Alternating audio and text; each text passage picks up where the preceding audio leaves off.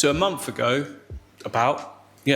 almost exactly a month ago, I did a little tour of the studio and said I was going to do it each month so that you guys can keep up to date on all the tanks, because we've got a lot of new builds happening, we've got a series of builds happening.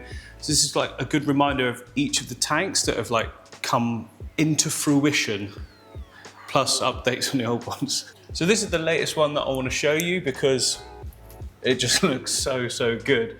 This is the only tank in the studio that's got CO2 on it, and you can see that. Like, putting CO2 on a tank makes it look like this. Extra dense plants, crazy growth rates. I mean, this is only a couple of months old and it already looks like this. And all of the plants were like, well, these were just little plugs for the glossostigma, and the stem plants were just little trimmers I'd taken from my home tank and just plugged in. And here we are now. It's due another trim again. I'll probably retrim all of this down at the lines of the rocks, and then I'll reuse the top parts for other tanks because it literally doesn't need any more plants planted in there. If we trim it all again now, it's gonna get double the amount of stems it's already got, which is more than enough. And yeah, after that, it will be its like perfect state, I'd say. The trim makes it look kind of flat and weird, and then the re-sprouts at the top, doubled up, just gives it that completely sort of dense look. I actually prefer this look to when it's like that because it looks a bit more sort of natural. But for that sort of like proper high end, then yeah, you do want it to be completely dense with growth. Loads of people asked last time, and I forgot to mention, the lighting is just the pendant lights that you can get that are like a cheaper version of the Kessels. I've got them off Amazon. I always leave the link. It's always at the bottom of all of my videos, but these are such good lights, massive value for money. They're £100 each, so it's £200 for two, or what's that, $300, something like that. Anyway, so that sounds like a lot, but normally for a 120 centimeter tank, you could be looking at £500, if not more, for like high-end lighting, when these give that result. So I'd say that is a bargain if you're going for that look. So directly opposite that tank, we have got the new sort of mini pond setup that I got from my white clouds here. And it's going through its sort of new diatom phase. So there's kind of like a brownie tinge to all the surfaces, which actually looks really quite natural. It looks good. The white clouds, love it. They're all, like, to start with, they're all over this one section, but now they're just everywhere in the tank. They're not even freaked out by me. I mean, they're cool fish anyway like that. They're never shy. Cherry shrimp are still doing really well. I'm pretty sure this tank is going to yield some nice breeding because we've got quite a lot of the Stone in here. And whenever I build a tank that's got Stone and cherry shrimp, I get really good breeding. It just brings the water hardness up a little bit, and that really helps with the molts and things like that. Calcium carbonate in the water helps with the molting of the shrimp, and the molting is what allows them to grow. They grow into their sort of carapace, and then I'm laughing because Steph's laid on the floor filming this. He's struggling. Why I decided to lie like this? You can get up. Crikey. You're trying to be like arty. Yeah, action. I don't know what it was. It was painful. The good news is that all of the plants that we put coming up the top, the peace lilies, and then this grassy one, they've all done much better than I was expecting. Well, I knew the peace lily was going to do fine because they always do, but I wasn't sure about this grassy one, and it's definitely doing well. There's no wilting or anything like that. All the plants are settling in great as well. The hair grass has got new shoots coming off of it already. I can see they're bright green versus the stuff that's been grown out of water, which means that they're like new converted growth. And that's just going to spread and just give this grassy look everywhere. Eventually I'll have to trim some little bits. I won't trim it square because that would look weird, but I can, like, you know, hack at it like a haircut. Not that I would know. Yeah, Java Fern's doing great. We've got some hydrocoxyl tripetita as well, growing fantastic. So this is one of those that's going to be easy to maintain, and it's it's just going to go from strength to strength, I feel like. Minimal maintenance. I've done some water changes already on it because it's a couple of weeks old. That's all I've had to do. It's my new favourite tank. Is it? Yeah. Because you like that shape, don't you? I love the proportions, but the scaping of it as well, I think, is great. And I'm glad that stringy grass worked at the top because that looks really good. It's all firm. Yeah, above that tank, we've got this one here, which is the like real low-tech style kind of nature aquarium. And you can see it's absolutely covered in algae. Now I can get rid of that quite easy. It's not actually that difficult of an algae to get rid of. But the reason I haven't is because the survival rates of all the babies of these guppies is just absolutely brilliant. They're everywhere. Now I know lots of people will be saying, survival rates of guppies, is that really required? I do get babies of guppies like everyone, of course, but I've never had the numbers that people complain of. It might be because the pH of the water here isn't like great for guppies in terms of breeding, because they do like it a little bit higher sometimes. But this tank for some reason is going nuts, and I think the gravel and sand I used in this was from a builder's merchant. It's all I could get at the time that was the colour I wanted. And it's releasing calcium carbonate into the water and raising the pH. Now that also means that plants don't grow as fast though, and you do get more of a chance of algae. And that leads me on to my next point, which is this tank here, the 8 foot. Now in the last video I said to you, oh, it's getting better now, we're starting to see some growth. Now between now and then is a month. I would expect to see an absolute ton more than what I'm seeing now. And the reason it isn't is the same reason as that tank back there, the guppy one, and another one I did that was for red plants up there for a better fish. I used the builder's merchant stones and sand. Now it's got some white flecks all in all of that, and I'm pretty sure that's the reason why the pH keeps creeping up to about 7.4 to 7.6. My tap water's 7. Normally when I add some wood, a bit of soil or something like that in there, it drops it to about 6.8, which is a really, really good level for growing plants. The way around this would be adding a ton of CO2 will naturally bring down the pH. I don't really want to do that. The whole point of this was that it was going to be like a nice thriving ecosystem. So another way as well would be to chuck in big bags of aqua soil in mesh all along the back area. The problem is you're going to see that and it ain't going to look that great. So what I'm probably going to do is strip it down and start again and just never do that again. I'm not going to use that builder's merchant sand. It's not inert, it's got stuff in it. You can't see it when you're looking at it. I mean, I can see white flecks and that all in it. And you still can now, but it's just, it's spoiling what would be an insanely good tank here. Don't get me wrong, it looks good. Fish seem to be absolutely fine, although most of them are Amazonian fish, would prefer a lower pH. But I don't want to stick a load of CO2 in it, and I do really want to do it again because of it. Like all the foreground plants are basically sort of melted off just because they're not thriving in this kind of water conditions. And yeah, it's quite easy to do. Just take the fish out, put them in another tank. I've got a bigger tank over there that I can use, and redo it again, which is a bit annoying because it's so much work. But at least I'm not doing it because it's infected this time, which would take even longer with all the cleaning. But yeah, I kind of want to do it again. I'm just not happy with it. And I've always said to people, if you're not happy with how your tank looks, take it down and redo it again. As long as you know what you're doing with the fish and keep them safe, I don't see any problem with that at all. It gives you more practice for a start in terms of scaping and things. It allows you to learn. Like I learned this. This is something I haven't really paid attention to in like 6 years of doing this. And my 6 years is more like other people's 20 years because I'm doing it all day, every day, not just as the hobby. And yeah, I've suddenly kept looking at the plants thinking you should be growing a lot more than that. Did the water test and noticed that the pH was up. I don't normally test for pH in water after an initial setup. I'm testing normally for ammonia, nitrate and nitrite. Now all of those were absolutely fine, so I just couldn't get my head around it. I was like, check the pH. I haven't done that for a long time. It's higher than I usually would have it, and it's got to be that builder's sand, which I'm never using again. The mother tree is another tank that I've not really done an update on in quite a while. What's this, a couple of months old? Yeah. Month and a half? Yeah. Yeah, it's doing really well. It is a blackwater tank. That's mainly because that huge middle section, you can see the stump of the tree was like brand new wood. So it's constantly leaching it into the water. And I was gonna get rid of that, but actually I quite like it. The fish seem to love it as well. It lowers the pH a little bit. Plants are doing well. Everything's good. So I was just like, you know what? It's not bad. We'll have a couple of dark water tanks in the studio because the rest are completely like, you know, clear water, except for another one that I've set up recently. But we'll get to that in a minute. But yeah, plants doing really well. Fish are all doing well. We've still got our pistogramma pair in here as well. Not seen any babies as of yet, but they're not a large pair themselves, so there might be a little bit of time, a little bit of growing before that. All the plants out of water have done absolutely brilliantly as well. We've got new shoots coming on the Monstera.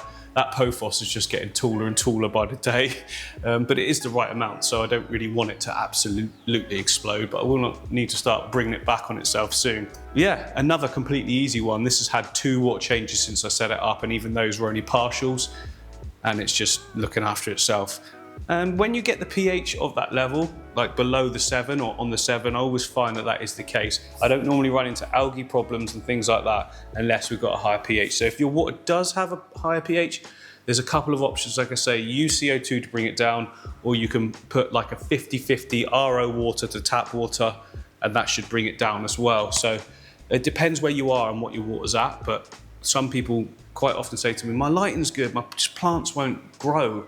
If your lighting's good and your plants aren't growing as well as you'd expect, it's probably going to be a pH issue. Also, sometimes you need to put more fertilizers in, because some places the nitrate in the tap water is like crazy low. In one of the last videos as well, you might have noticed that the saltwater tank looked like it needed some TLC. It was fine. It was just that that macroalgae, that red flame, red tongue, can't remember what it's called, but was so chock-a-block in there. It was just covering all the light, so it looked a lot worse than it was. It was just dark, like on camera, because the camera couldn't pick up between something light, something dark. Now that's all been stripped back. The pulsing zania, which used to be just one stalk, is now 1, 2, 3, 4, 5, 6 in different areas, which I like. Lots of people told me, don't put that in your tank, because it will just take over. And I was like, cool, I want it to. I like it. I think it looks cool. Many people think it's a pest, but I think it's quite nice. But yeah, soon this will be the second saltwater tank. We're just getting materials and things together to convert this to a saltwater aquarium with a built-in sump, DIY and all that. So looking forward to that. Then over to a bit of a yin and yang, that was hard to say, yin and yang section of the studio. We've got a full-on green style tank here, then we've got a blackwater next to it. Now, I recently set this one up, about a month or so ago, and initially we put loads of like tea leaves and things like that into it, just to get that proper blackwater going. But it's now sort of gotten to less with the filter. The filter's got some carbon and things, but it's sort of a nice level where you can still see all the fish colours and but still see detail everywhere as well. So the main feature fish in the tank are the angels, and we've got a pair here. Hopefully you can see the other one behind the wood. This pair seems to stay over here. There's another pair that go down in the bottom section down there, and there's another pair that go at the back, because we had 6 in total. But yeah, that's quite cool. They've like divided up the tank into their own sections. All the other fish doing fantastic, and this tank is one of my favourites actually in terms of the simplicity of it, but also the fish behaviour is really cool. They dart in and out of this middle section constantly. They seem completely happy with anyone at the tanklet. They're associating my hand with food, that's why. Oh, there's 2 angels right in the middle there. Those are the ones, that's that pair at the back. Can you see them? Yeah. Come on, they thought I was coming out with some food. Come on. Yeah, they definitely do. I don't know if they're large enough yet to be having babies, but they're definitely pairing up. I mean, if they're pairing up, surely they're preparing for something, right? But that'd be cool. I've never actually bred angelfish. I've never even seen eggs. Like you would think with the 6 large ones that we've got over on the 8-foot that I would have done, but I've always got them in tanks with lots of other fish, so it might be the case that as soon as they lay the eggs, they eat them straight away, a little bit like Discus, because they're very similar to Discus, let's be honest, just one's got a big, tall dorsal fin, and the other one hasn't. But I don't mind, either way, even if they don't, they're just cool anyway. So our trio along here of tanks is looking fantastic. We've got the hardscape only one there with all the plecos in, all still doing well. Don't expect to see them. They're here somewhere. And then we've got all of the rainbows in here. Again, getting larger, but the tank itself looking so fresh and good. All the red root floaters. And then we've got the jungle, which is definitely a jungle. Does need a bit of a trim up, but it does look awesome as well as its own style. The moss is just completely taken over. But in terms of a spectacle, it's pretty great. Not a dot of algae in there either, is there? No algae whatsoever. Nope, not even on the wood, nothing. I think it's just purely the amount of moss takes a lot of nutrients from the water column, which means that there isn't any free available nutrients for the algae to grow. Moss is really good for that. My rainbows are looking the best they have done in a long time. I think it's just generally the warmer weather I've not really had to have the heater on at all in here because the light coming in actually heats the room up. Something about it is increased metabolism, like they're just hammering through food, and I've never seen them grow this fast. I mean, they're absolutely massive now, and I want to get more. Remind me of that, Steph, next time we go to the fish shop, which is tomorrow, get more rainbows. Noted. In fact, it's been so warm in the UK that the aircon's been pumping out cold air for the first time in like forever. Like, it was getting too hot in here, which is a crazy thought. But yeah, is it cheaper to cool down or cheaper to heat? Is it the same? Same energy used, who knows? Who cares? The Congo tetra tank is growing crazy plants in it. What is this called? African mesh, weave, something weave. It's a type of plant. It's from the bulb. It's definitely a type of plant. Definitely is a type of plant. I should know this. What? I feel dumb. Why can't I remember the name of it? What are you doing? African plant aquarium. It's just gone. I know it's a bulb plant. Why can't I remember it? Aponogeton. That's it. Told you it was what I thought it was. You did not say that. Yeah, so the Aponogeton is not something that I use very regularly at all. In fact, this is the only tank that's got it in, and I've just dirtied the glass. But it's just an insane plant. Grows really slow to start with, but once it gets in there, it's taken over the whole tank. As you can see here, there's an absolute ton of female Congo tetras. Sadly lost all the males.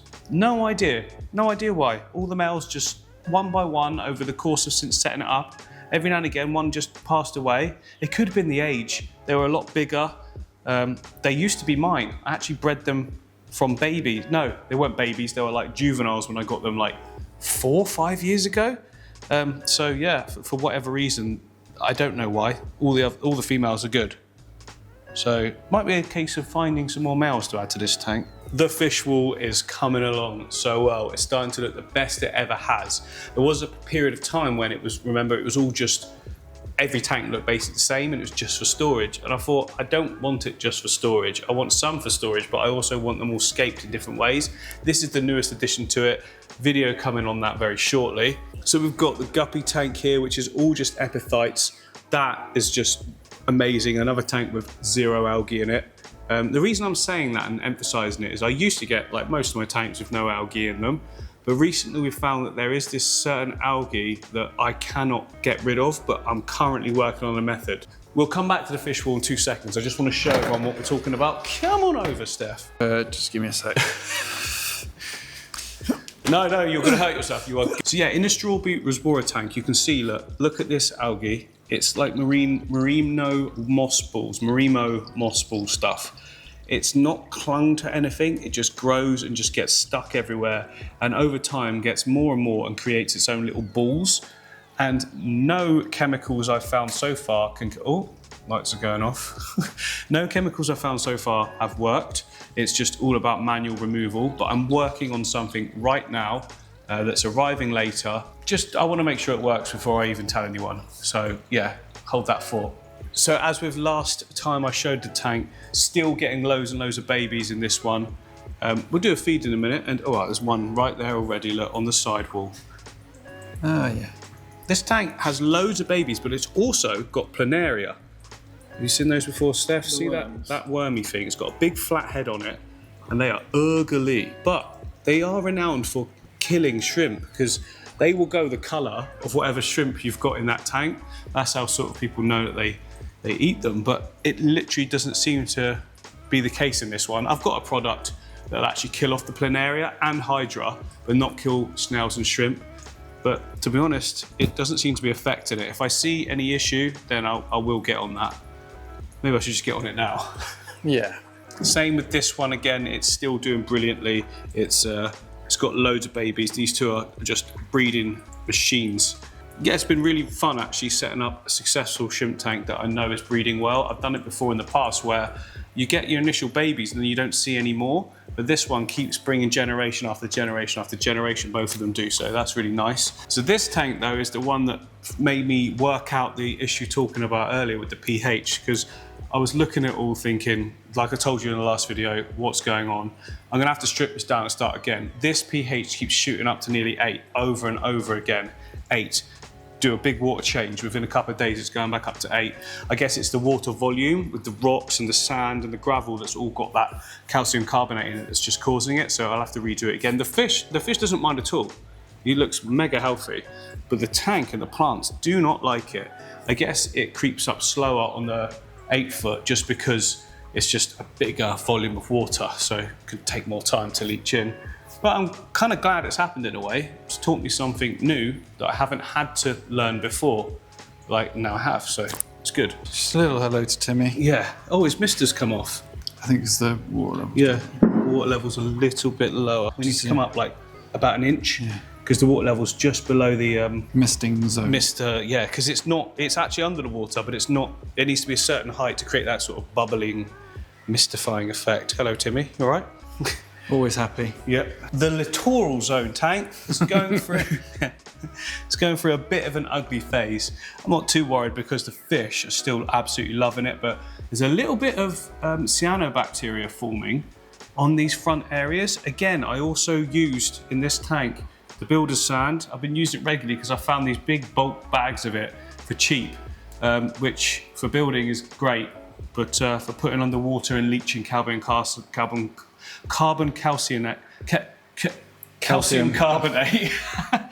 it is not great. And as a result, again, there's different forms of algae and stuff forming in tanks that I've never had an issue with. But yeah, I mean, I suppose it's still all experience, isn't it? And I'll be able to sort that. Things like Java ferns and crypts still seem to do really well in the higher pH waters. So there's a clue. If you can only have higher pH, go with crypts, go with Java ferns. Anubias have all got all brand new leaves coming in as well. It just seems to be stems that absolutely hate it for me. But I mean, that could be just my specific water, whatever is coming in. Discus are still doing fantastic. Look at the head thickness, everything. No change at all other than slight growth. So I mean, this one, look at that. I see. Like that big now. This tank has also got that algae thing that I'm talking about, trying to find a method of killing that isn't harmful to fish, plants, shrimp or snails. And yeah, like I say, I've still got to work on that because that is the only bad algae that's in this tank. Well, the only algae that's in this tank is that horrible Marimo moss ball type stuff. So yeah, nothing really else to say because it's just ticking along, other than the fact that we have still got an absolute ton of baby plecos in here, and we've seen a huge group of baby stirrbite. I showed them in the last video. I need to do a feed actually. If I can do a feed, I'll get them all to come out. So here's the bowl that I set up several months ago actually. I've just done a little bit of maintenance on it, so it's got a slight haze to it, but nothing major. It's been going from strength to strength. We've still got full glossostigma carpet, although I did just pull up a few bits of it accidentally because the Amazon frog bit, the roots were growing all the way down into the substrate system, and as I pulled them up, it pulled up some of the plants as well, so I just broke them off. That's okay, and now I've got the glass bad. Anyway, we've got fish breeding, there's babies, the shrimp are doing well. You know, I can't complain at all. It's probably one of the best bowls I've set up in terms of just never done anything to it since I set it up apart from top-ups. Didn't even require a water change either. I tested the water the next day, everything was clear. So it's just had top-ups, and it doesn't even evaporate that fast either. Not like a square tank for some reason. I guess it's just a general surface area, it means there's less evaporation. So yeah, it's been an absolute joy. And Science. Science. Yes. Also, if you want to, all of the tanks that I've shown you have all got build videos on them. So if you just do a search for that type of tank, you should find it. Or you can click on like my video section on my channel. I don't even know how to navigate this, do I? It's my channel. How do you do it? Click on videos. It's got all a list of them all. If you go back over the last few months, you'll see the specific one you want for the specific build, if you're interested. I tell you what, I'll put links for my favorite ones above them. So there we go, a little overview of different things and stuff going on. By the time the next month comes, we would have even more projects done. Hopefully the new saltwater's underway. I'm also going to be doing something that's like extreme budget, so like Facebook Marketplace style sort of thing. But it's not, I'm not going to buy it because I've already got tanks that are older and I know how much I'd sell them for. So we can sort of use that as a budget as well. But it's not going to be top end stuff. It's going to be a lot of DIY. It's going to be fun. And it's going to be over a period of time so you guys can follow it along as well. So I hope you enjoyed this. Subscribe and stuff and comment and things, and see you soon. Bye.